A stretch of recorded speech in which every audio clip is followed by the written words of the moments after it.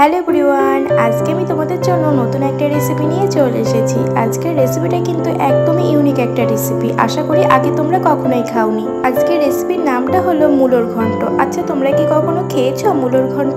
লাউ ঘন্ট খেয়েছো জানি, কুমড়ো ঘন্ট খেয়েছো জানি, কিন্তু মূলোর ঘন্ট কি খেয়েছো? যারা কোনোদিন খেয়েছো তারা কিন্তু অবশ্যই আমাকে কমেন্টে জানিও। আর যদি কেউ না খেয়ে থাকো তাহলে কিন্তু অবশ্যই এই রেসিপিটা একবার হলেও বাড়িতে ট্রাই করবে। আশা করি সকলের ভালো লাগবে। চলো আর দেরি না করে রেসিপিটা শেয়ার করে ফেলি। প্রথমে আমি কড়াই বসিয়ে নিয়েছি। কড়াইটা গরম করে দিয়েছি আমি সরষের তেল, তার মধ্যে দিয়েছি জিরে আর দিয়েছি দুটো শুকনো লঙ্কা। তারপরে আমি মূলোগুলোকে ভালো করে পরিষ্কার করে ছাড়িয়ে গ্রেটারে ভালো করে গ্রেট করে নিয়েছি। তারপরে জলটা ভালো করে সেঁকে তেলের মধ্যে দিয়ে দিয়েছি। এবারে আমি বেশ কিছুক্ষণ ধরে এটাকে নাড়াচাড়া করতে থাকবো।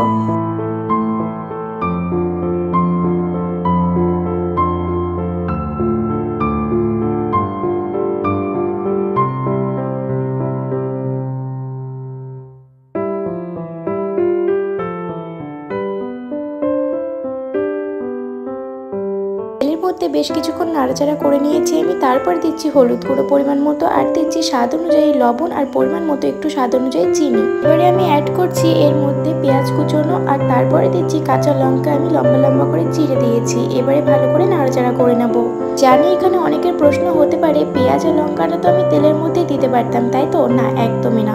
এই রেসিপির প্রসেসটা কিন্তু পুরোটাই আলাদা। কাঁচা পেঁয়াজ আর কাঁচা লঙ্কাটা এইভাবেই কিন্তু তোমরা ইউজ করবে, তাহলে দেখবে খেতে দারুণ লাগবে। যখন তোমরা গরম গরম ভাতে মাখিয়ে খাবে এই রেসিপিটা, তখন তোমরা বুঝতে পারবে এর স্বাদ কেমন। তো চলো ভালো করে এবারে নাড়াচাড়া করে নিতে হবে বেশ কিছুক্ষণ ধরে।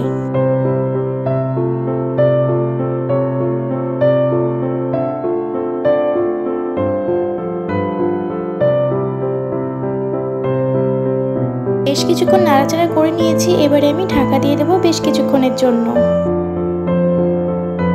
বেশ 10 থেকে 20 মিনিট পর ঢাকাটা খুলে দেখবো কতটা হয়েছে। প্রায় 50% কিন্তু এটা হয়ে এসেছে। এবারে মশলাটা দেওয়ার পালা। মশলাটা দেওয়ার আগে আমি বেশ কিছুক্ষণ ধরে একটু নাড়াচাড়া করে নিচ্ছি। এবারে আমি মশলাটা দিচ্ছি। মশলার মধ্যে দিয়েছি এখানে আমি আদা জিরে বাটা দিয়ে ভালো করে কিছুক্ষণ মশলা ধোয়া জল দিয়ে নাড়াচাড়া করে নেবো বেশ ভালো করে।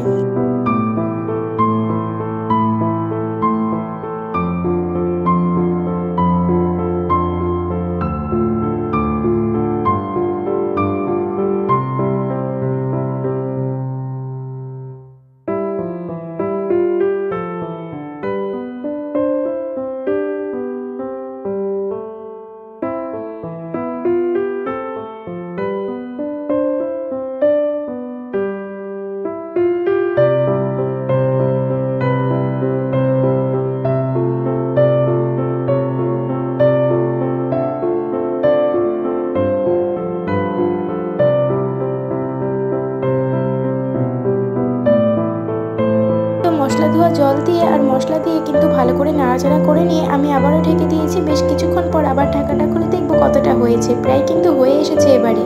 আর ঢাকা দেবো না আমি, এবারে ঢাকা ছাড়াই কিন্তু এটাকে তৈরি করব। এবারে শুধু নাড়াচাড়া করতে হবে। নাড়াচাড়া করতে করতে জলটা যখন শুকিয়ে আসবে তখন কিন্তু এটা রেডি হয়ে যাবে। লাস্টে কিন্তু অবশ্যই গরম মশলা দিতে হবে।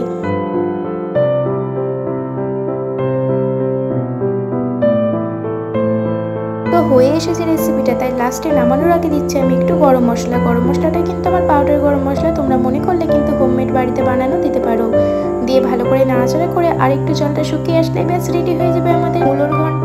তো আজকের মূলোর ঘন্ট রেসিপিটা তোমাদের কেমন লাগলো সেটা কিন্তু আমাকে জানাতে একদমই ভুলো না। অবশ্যই কিন্তু আমাকে কমেন্টে জানিও, আর লাইক কমেন্ট শেয়ার করতে কিন্তু ভুলো না। যারা সাবস্ক্রাইব করনি তারা কিন্তু অবশ্যই প্লিজ সাবস্ক্রাইবটা করে দিও। আজকের ভিডিও এতটুকুই, আসবো আবার একটা নতুন ভিডিও নিয়ে। তো এভাবেই কিন্তু আমি নাড়াচাড়া করতে থাকছি অনবরত। বেশ কিছুক্ষণ নাড়াচাড়া করতে করতে জলটা যখনই শুকিয়ে আসবে তাহলে কিন্তু রেডি হয়ে যাবে আমাদের মূলোর ঘন্ট। এই রেসিপিটা এতটাই ইউনিক একটা রেসিপি, গরম ভাতের সাথে খেতে কিন্তু পুরো ফাটাফাটি লাগে। সেটা কিন্তু না খেলে বুঝতে পারবে না। আমাদের যদি আরও ভালো ভালো ভিডিও কিংবা রেসিপি দরকার হয় তাহলে কিন্তু অবশ্যই আমাকে কমেন্টে জানাতে পারো। তোমরা যেরকম রেসিপি চাইবে আমি কিন্তু সেরকম রেসিপি আপলোড করবো শুধুমাত্র তোমাদের জন্য। রেসিপিটা বাড়িতে বানিয়ে অবশ্যই কিন্তু আমাকে কমেন্টে জানিও যে রেসিপিটা খেতে কেমন হয়েছিল। আর আমার ভিডিওটা ভালো লাগলে অবশ্যই কিন্তু কমেন্টে জানিও। আজকের রেসিপি তো এখানেই শেষ করতে হচ্ছে। আসবো আবার একটা নতুন রেসিপি নিয়ে। ততক্ষণ তোমরা কিন্তু সকলে ভালো থেকো, সুস্থ থেকো, আর আমার পাশে থেকো। তো আমার কিন্তু রেসিপিটা হয়ে এসেছে। এবার কিন্তু এটাকে নামিয়ে নেওয়ার পালা। দেখো, নামানোর আগে আমি একটু কাটিং করে নিলাম, একটু গোল শেপ দিয়ে নিলাম। দেখতে কিন্তু তাতে দারুণ লাগছে। তো ফাইনালি কিন্তু রেডি। আজকে এতটুকুই, সকলে পাশে থেকো, টাটা।